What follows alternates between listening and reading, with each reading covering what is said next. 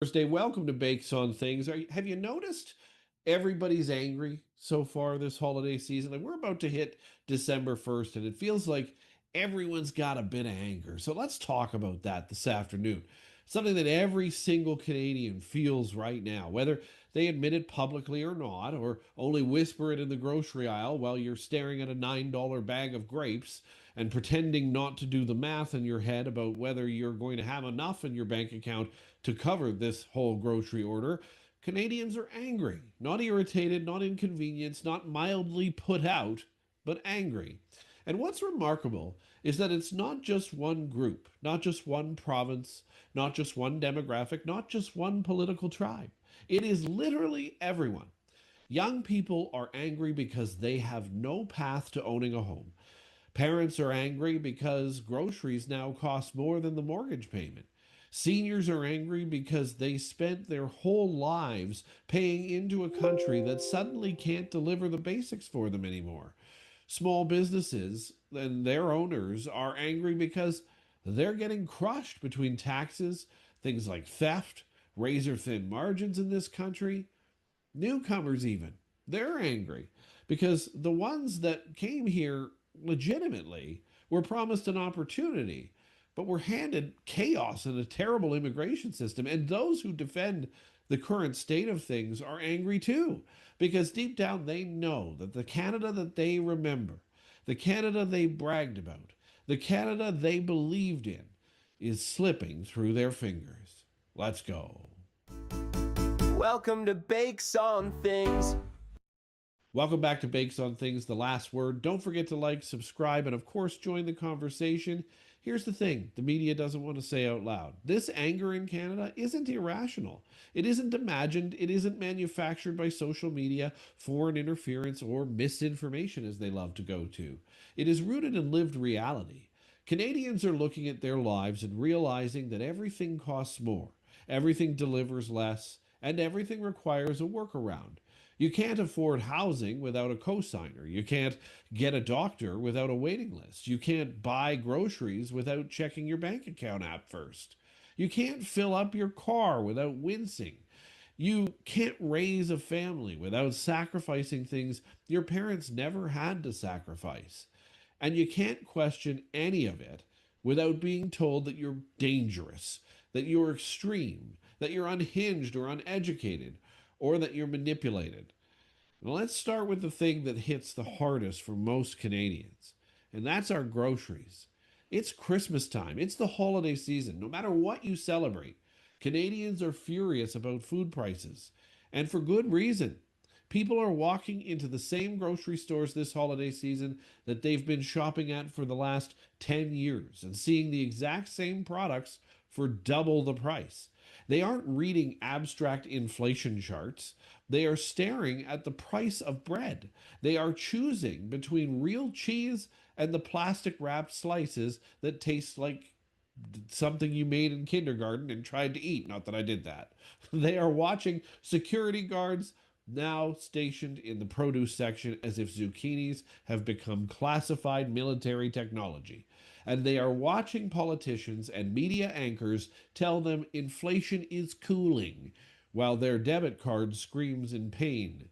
Nothing makes people more furious than being told they aren't experiencing what they are experiencing.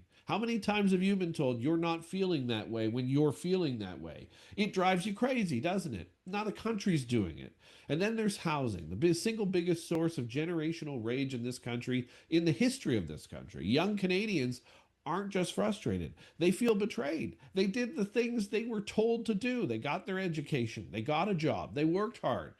Be responsible. Don't be entitled. And yet, they will never, not maybe, not possibly, not statistically, unlikely, but never be able to afford what their parents afforded working retail, let's say. When a country breaks the promise of upward mobility, anger becomes inevitable. And Canadians are now realizing that the housing crisis isn't an accident, it's a policy choice. The government pumped demand. The government choked out supply. The government imported record population growth without building the infrastructure to prepare itself for that. And the government now pretends to be shocked at all of these results. How did it possibly get this way? Well, people aren't stupid. They see it, they feel it, they live it. And honestly, all political parties and all political stripes are living it. And let's talk about healthcare, the sacred cow that politicians love to wave around like a holy relic while ignoring the fact that the system is collapsing in real time right before our eyes. Canadians are angry because they can't get a family doctor. They are angry because emergency rooms are closing due to staffing shortages. They are angry because they pay some of the highest taxes in the world and are told to be grateful for hallway medicine. The rage comes from the disconnect here, the disconnect between the narrative and, of course, the reality you live every day. When you wake up this Christmas morning, you're going to feel it, but the politicians won't. Canadians aren't comparing healthcare to America, they're comparing it to what healthcare used to be here. And they know it's worse. They know wait times are longer. They know outcomes are slipping. They know nurses and doctors are burning out. But instead of honesty, they get slogans from the Liberal government, which is hilarious because we've always said, or they've always said, that Pierre Poilievre was the sloganeer. But here's the thing, public safety, too. Another topic people aren't allowed to talk about in this country without being labeled a rage fest. Canadians are angry because shoplifting is now treated like a hobby. They are angry because businesses are locking up deodorant like it's Tiffany jewelry. They are angry because they see videos of repeat offenders walking out the door while police shrug and Crown prosecutors wave them on right through. Canadians were raised to believe that we lived in a safe, orderly, respectful society in this country. Now we watch social decay, and we're told that's not what you're seeing. Just don't look at it. Hey, the news didn't report it, so it's not happening. Have a look elsewhere. And here's where the anger deepens into something more powerful because the feeling of being gaslit is irritating every Canadian. Canadians are angry because every time they point out what's happening, the government and the media tell them they're wrong.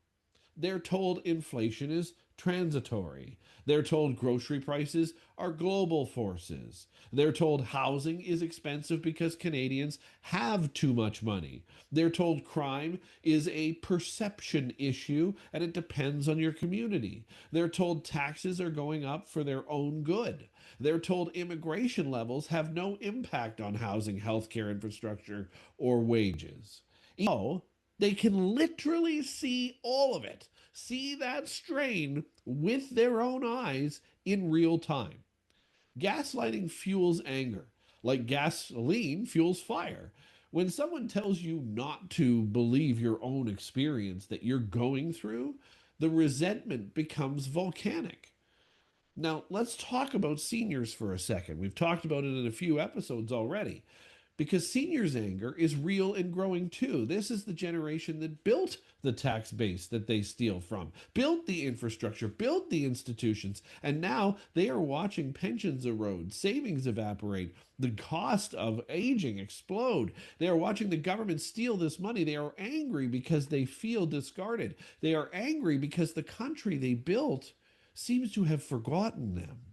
They are angry because they are told they are privileged when many of them are choosing between medication and whether or not to heat their house or apartment. And they are angry because politicians hint at raising pension age or clawing back benefits while spending billions abroad in places like Ukraine, on vanity projects, or on consultants who make more in a month than many seniors make in a year. How much is it costing this country to move Chrystia Freeland to the UK? Add to all of this the anger from taxpayers who are feeling like they are being absolutely fleeced right now. People earning $55,000 a year are paying more tax than multinational corporations attached to our prime minister with offshore accountants. Trades workers are paying more at the pump so politicians can pose for photo ops without climate progress whatsoever. Small businesses are getting audited while billion-dollar programs evaporate without records. Canadians aren't mad because they hate taxes. I mean, nobody loves taxes anyway, but they're not mad about it for this reason. Canadians are mad because they see waste and corruption and theft and incompetence and priorities that make no sense whatsoever. Then there's a whole different layer to this altogether, and that is cultural anger. Yes, we're going to talk about it. Canadians feel silenced, they feel judged, they feel like disagreeing makes them a villain in this country. They feel like the media treats them like children who must be managed. They feel like government treats them like livestock to be herded. And let's hope we don't become ostriches. They feel like experts talk down to them instead of listening to them. And that creates resentment that lingers, sharpens, and eventually snaps in a country. And what about national identity itself? Do we even have one anymore? Canadians are angry because they don't recognize their own country at this point. Not because of diversity, but because of dysfunction. Not because of change, but because of decline. Canadians were raised to believe we were competent, we were stable, respected, and quietly strong. Now they feel we are mocked, ignored, unserious, unprepared, and governed by people who mistake hashtags for leadership. That kind of disappointment becomes anger, especially when citizens feel powerless to reverse it. But here's why all of this matters to you, especially as we wrap up 2025, which has been tumultuous to say the least. Anger doesn't just sit still, it either turns into apathy or it turns into political realignment. Right now, Canadians are at the fork of that road. If anger becomes apathy, the country continues to decline because nobody believes change is even possible anymore. If anger becomes civic engagement, accountability, and democratic pushback, everything can change. We're heading into a new year. Everything can change fast. The people running this country are terrified of the second option. That's why they try to pathologize anger. They call it extremism. They do that for a reason. They call it misinformation. They call it foreign influence. They call it dangerous. Because if Canadians ever realize that their anger is actually justified, shared, widespread, and powerful, the political class is finished here. Canadians are not angry because they hate Canada. Liberals cannot tell conservatives they hate Canada for not supporting this prime minister. It's ridiculous. The prime minister is not the country. Canadians are angry because they love Canada and they see it falling apart. Anger is not the problem. Anger is the alarm bell. Anger is the siren. Anger is the wake up call. Anger, my friends, is the proof that Canadians still give a shit. The real danger isn't that Canadians are angry. The real danger would be if Canadians stopped being angry, because that would mean they gave up. And I'm not giving up. Are you?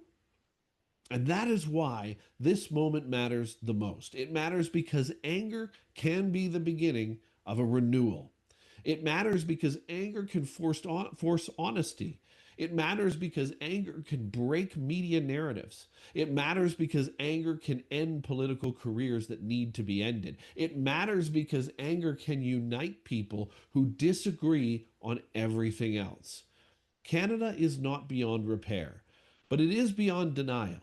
And the sooner our leaders realize that Canadians are done being patronized, dismissed, minimized, and gaslit, the sooner this country can start turning a corner for once.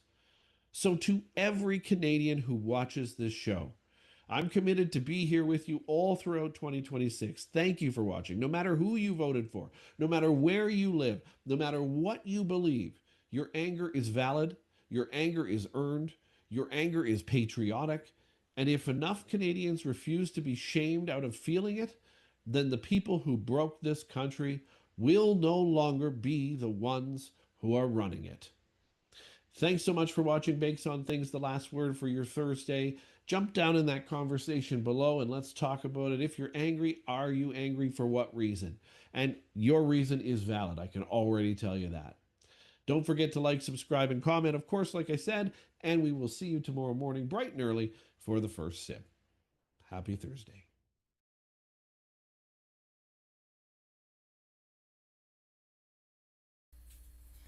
Okay, I just want to talk about some things.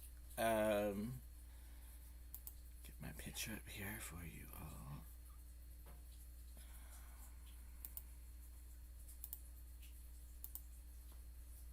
Hi.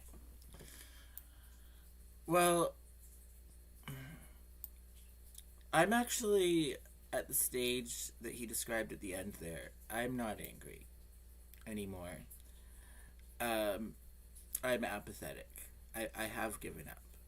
Um, but I've noticed that there's been a huge increase in videos like the one we just saw coming through to me on YouTube in the past few days. I don't know why that would be. I don't know if they're. I don't think that it's new stuff on YouTube. It's just the algorithm is showing me this stuff. I'm not quite sure why. Um, like even just look at the end there. Like life in Canada. Canadians continue to struggle living in this country today. It's something from one day ago. Like, what does that say?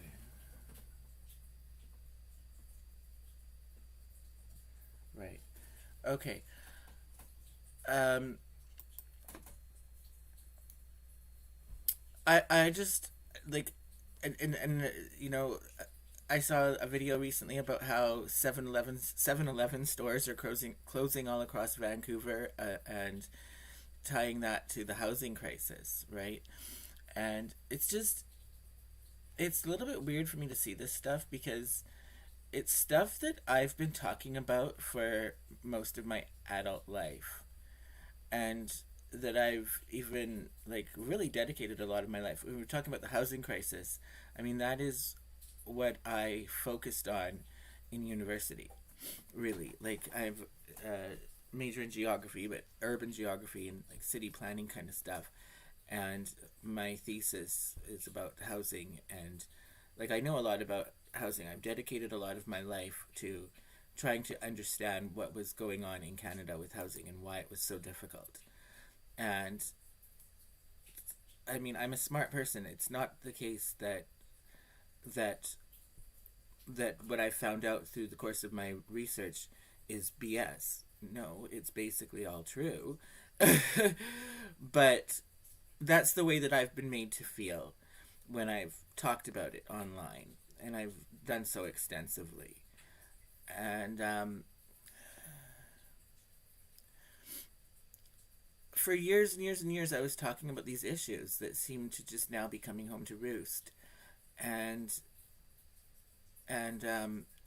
I was just met with, "You're not grateful. You're acting entitled. Like, why should you think that you should have not have these problems?" And you should be grateful to live in Canada, which is like basically the best country in the whole world. That's what was the reaction from people, including not just online, including in my physical real world. That would be family reaction too. Um, and I just did this. I mean, it's like banging your head against a wall and expecting a different result. Like, eventually, I had to give up. Eventually, I had to move on because it wasn't getting me anywhere except more and more alienated. And or the tarot card spiritual community, they would say, "Well, you're the cause of it all. All these problems that you're talking about, you fucking are causing them by being with your negative attitude." Okay. You can't even talk about problems from that perspective because you're just causing it. Anything that you talk about is literally your own fault because you're talking about it. What a circular logic that is. So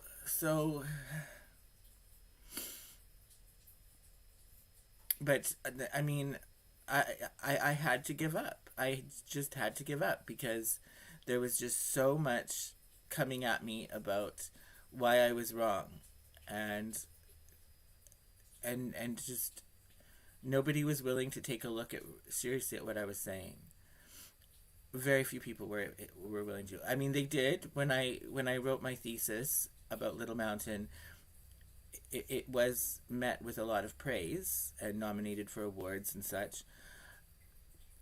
But in the years since then, those people who praised it and gave me scholarships to go to university and all that, those people have all turned on me.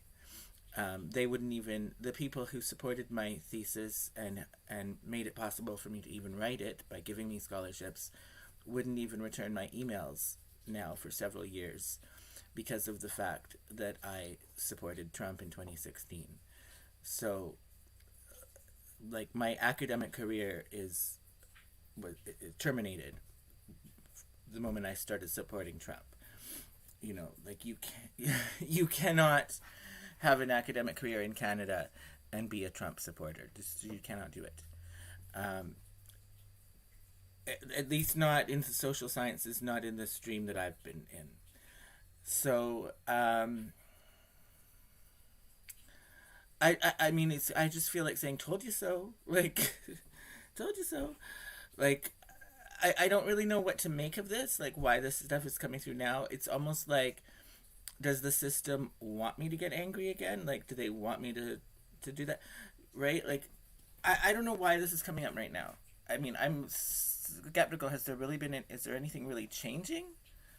Because, I mean, I don't see it around me that Canadians are super worked up about the issues that guy was just talking about. I don't see that. I see that there's a lot of anger against drug users. Basically, in Kamloops, all the problems that guy was mentioning in that laundry list of complaints about Canada, all of it the fault of drug users. All of it. I mean, people who can't even fucking... Some people who can't even manage to do the basics have managed to completely destroy in their own lives. They can't accomplish anything, but supposedly they've managed to bring down the whole fucking country. Like, I mean, I just see all the anger being directed at drug users. I really do. And I don't understand why people even care. Why does somebody care if somebody is a drug user or not? But I think that I think also that people conflate. They think that if you are a drug user, then it just goes without saying that you're also homeless and that you're also a criminal who is shoplifting and stealing and scamming and doing all kinds of things like that. Like, they just think that they don't even say all that that's what they're talking about. They just say drug user, and that you're supposed to understand that means homeless criminal. Most drug users are not homeless criminals. Just saying. But that is what it is. That's what people are imagining, that all drug users are homeless criminals, and that these homeless criminal drug users are literally responsible for destroying Canada and all the problems that we see today. So, right? Like, I don't see hostility against immigration. I don't.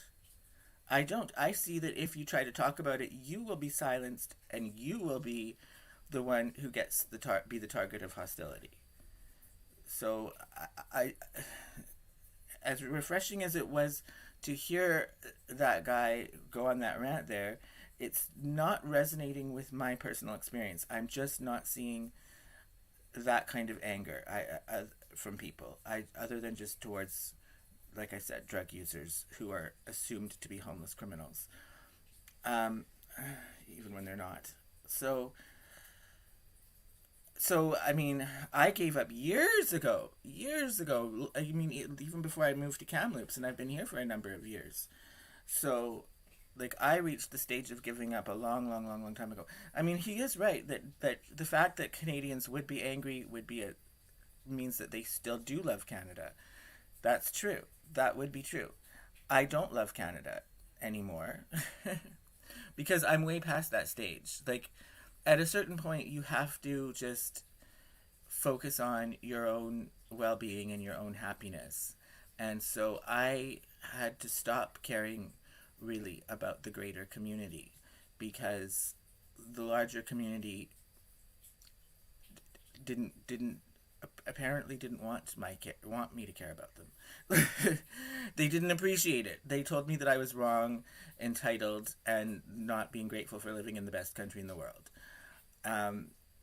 So I mean, I didn't just hear that and say okay and shut down. I mean, I was hearing that for the better part of 20 years, and I had to, at a certain point, pack it in. So that's what I've done. And I think if any of that was true in that rant, that Canadians are feeling this way, I do think that they need to look in the mirror and blame themselves to a degree. Well, you get the leaders that you deserve. So when there's people coming up who do speak honestly and genuinely and about, you know, difficult issues in this country, trying to deal with them honestly, you know, you don't support that person. You shut that person down. And so obviously that person is going to eventually back off.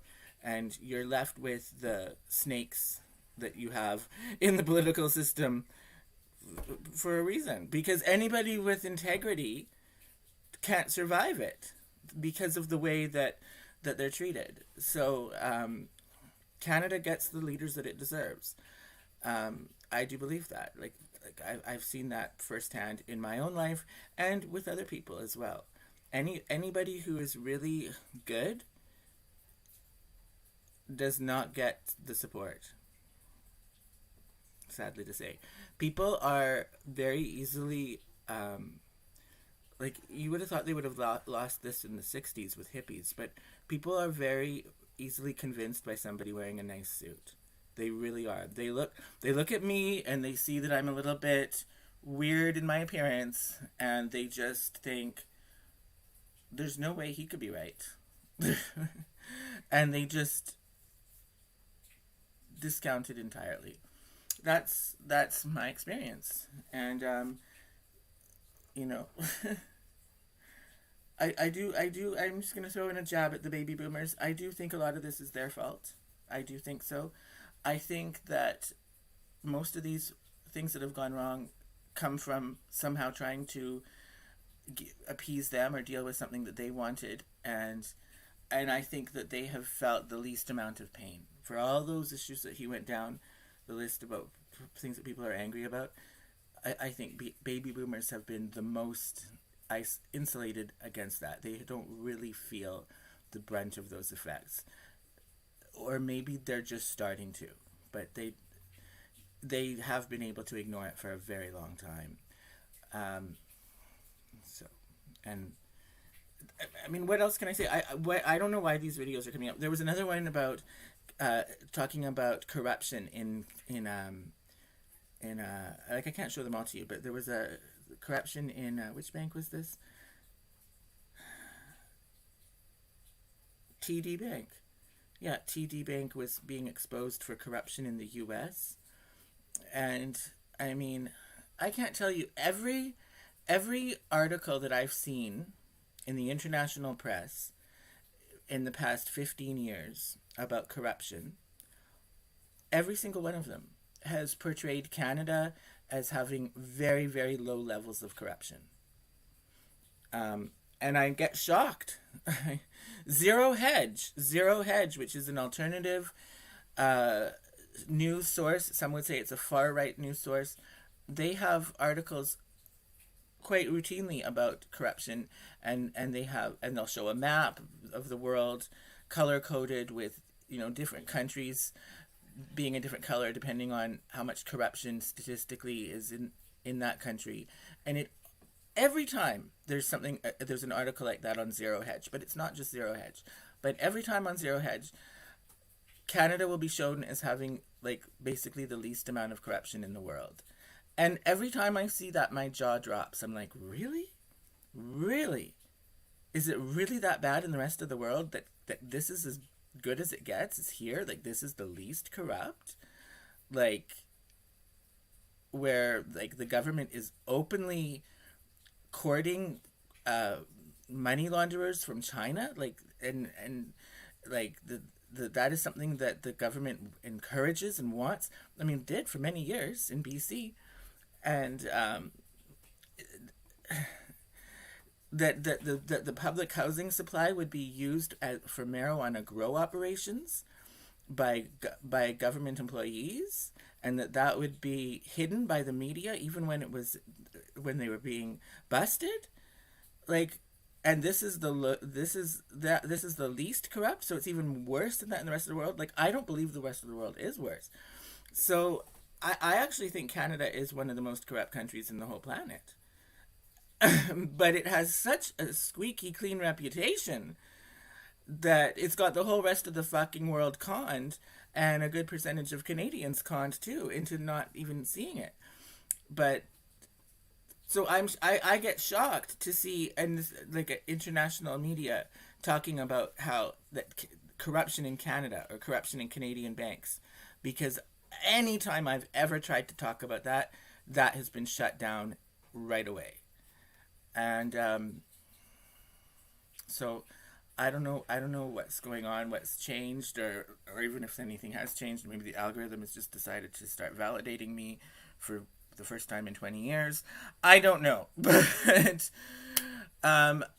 somebody else is going to have to fix these problems, not me, because I tried to raise awareness and I got stomped on and destroyed. And the very people that I was basically advocating for, as they were calling me ungrateful, no, they were being ungrateful for the potential great community leader that they had standing right before them.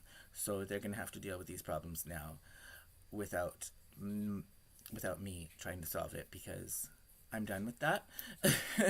But I just sit back and and observe, something seems to be going on here, and I'm not quite sure what it is. All right. Okay. Thank you, and peace out.